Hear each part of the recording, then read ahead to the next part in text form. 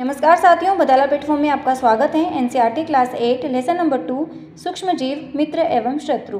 तो micro organism क्या होते हैं कि बहुत ही छोटे होते हैं, जो जिसको केवल आंखों से नहीं देख सकते हैं, उन्हें सूक्ष्म जीव कहते हैं, माइक्रो ऑर्गेनिज्म। अब वर्षा ऋतु में नम ब्रेड या रोटी जो होती है वो सड़ने लगती है। उसकी सरफेस पर अपन को सफ़ेद काले काले धब्बे दिखाई देते हैं। उसको अपन डायरेक्ट नहीं देख सकते हैं, तो किसी यंत्र माइक्रोस्कोप की सहायता से देखा जा सकता है। तो इन्हें कहते हैं सूक्ष्म जीव। और कुछ तो ऐसे होते हैं कि माइक्रोस्कोप की सहायता से भी नहीं दिखाई जा सकता। यही कारण है कि इनको अपन कहते हैं माइक्रो ऑर्गेनिज्म, सूक्ष्म जीव। अब इन सूक्ष्म जीवों को 4 भागों में डिवाइड किया है: जीवाणु, बैक्टीरिया, कवक, फंगस, प्रोटोजोआ, शैवाल, एल्गी। तो अब जीवाणु जो वायरस होते हैं वो भी सूक्ष्म होते हैं, बहुत ही छोटे, लेकिन वो क्या करते हैं कि अन्य सूक्ष्म जीवों से भिन्न होते हैं। वे केवल परपोषी में ही मल्टीप्लिकेशन करते हैं, जबकि बैक्टीरिया पौधों अथवा जंतु कोशिकाओं जो होती हैं उसमें मल्टीप्लिकेशन करते हैं। कुछ डिजीज़ होती हैं जैसे कि जुकाम है, फ्लू है, अधिकतर जो वायरल डिजीज़ होती है वो विषाणु के द्वारा होती हैं। पोलियो, खसरा, ये भी वायरल विषाणु के द्वारा होती हैं। मलेरिया वगैरह हैं, प्रोटोजोआ के द्वारा होता है। टाइफाइड, टीबी, ये बैक्टीरिया के द्वारा होता है। अपने इसी चैनल पर मानव में होने वाले जो रोग होते हैं, प्रोटोजोआ के द्वारा, विषाणु के द्वारा और बैक्टीरिया के द्वारा, बहुत ही अच्छे से कंप्लीट कर रखी हैं टेबल बना करके। उनके सोर्स क्या हैं, उनसे बचने के उपाय क्या हैं, वैक्सीनेशन वगैरह किस किस में होता है, तो आप प्रीवियस वीडियो में जाकर के भी वो क्लास देख सकते हैं। बहुत ही अच्छे से कंप्लीट करवा रखा है, ट्रिक भी यूज़ करी है उसमें। तो सारे जो मानव में होने वाले रोग हैं वो एक साथ आपको मिल जाएंगे। अब सूक्ष्म जीव में ये बता दिया कि जीवाणु में टाइफाइड है, इसके द्वारा होता है क्षय रोग यानी कि टीबी।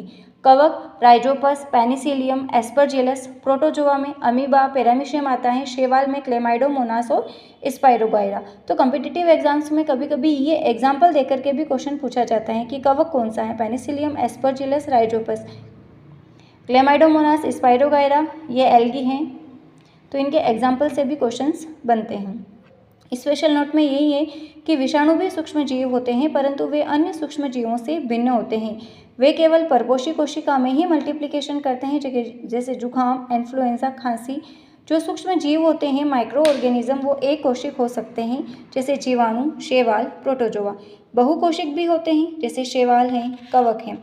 अब जैसे सूक्ष्म जीव कहाँ रहते हैं, तो एक कोशिक होते हैं, बहुकोशिक भी हो सकते हैं। ये मरुस्थल और दलदल में भी पाए जाते हैं। ये मरुस्थल और दलदल में भी आज मेरा मोबाइल स्टैंड नहीं है, तो ख़राब हो गया वो, इसलिए मैं मोबाइल हाथ से पकड़ करके वीडियो बना रही हूँ, तो इसलिए बहुत हिल रहा है। तो ये जो सूक्ष्म जीव होते हैं वो मरुस्थल और दलदल में भी पाए जाते हैं, और कभी जंतुओं की बॉडी के अंदर भी प्रेजेंट होते हैं। बहुत सारे माइक्रो ऑर्गेनिज्म ऐसे होते हैं जो दूसरे सूक्ष्म जीवों पर भी डिपेंड रहते हैं। अब जो लाभदायक कौन कौन से सूक्ष्म जीव होते हैं कि जिनसे अपन को हेल्प होती है, तो सूक्ष्म जीवों का जो उपयोग होता है वो दही, ब्रेड, केक वगैरह बनाने में किया जाता है। तो सूक्ष्म जीवों का उपयोग अल्कोहल बनाने में होता है, एसिटिक एसिड में यूज़ किया जाता है, शराब उसमें यूज़ किया जाता है, और कार्बनिक अवशिष्ट हैं जैसे सब्जियों के छिलके हो गए, जो भी अपना किचन वेस्ट हो गया उसका जो अपघटन होता है वो बैक्टीरिया के द्वारा किया जाता है, और उनसे तो जो खाद बनता है उसको तो अपन यूज़ करते हैं। इसलिए जीवाणु का उपयोग औषधि उत्पादन, जो कृषि करते हैं अपन, उसमें मृदा की उर्वरता में ग्रोथ करने में किया जाता है, जिसमें नाइट्रोजन फिक्सेशन होता है। कल ही अपन ने पढ़ा था राइजोबियम बैक्टीरिया जो होता है वो लेग्यूमिनेसिव प्लांट जैसे मटर वगैरह के जो होते हैं उसके नोड्यूल्स में प्रेजेंट होता है, फलीदार जो पौधे होते हैं। तो अब लाभदायक कौन कौन से होते हैं, जैसे अल्कोहल, शराब, एसिटिक अम्ल, इसका फॉर्मूला होता है CH3COOH, उसके प्रोडक्शन में काम आता है। दही, अब दही में भी अनेक सूक्ष्म जीव पाए जाते हैं, जिसमें लैक्टोबैसिलस बैक्टीरिया पाया जाता है। ये प्रमुख है, डायरेक्ट पूछा जाता है। और ये क्या करता है, दूध को दही में चेंज करता है, दूध में रिप्रोडक्शन करके दही में चेंज करता है। जैसे कि पनीर है, अचार है, उसमें भी खाद्य पदार्थों के उत्पादन में ये हेल्पफुल रहता है। और जो गेहूँ, चावल, फलों के रस में शर्करा में ईस्ट द्वारा एल्कोहल C2H5OH एल्कोहल का फॉर्मूला है।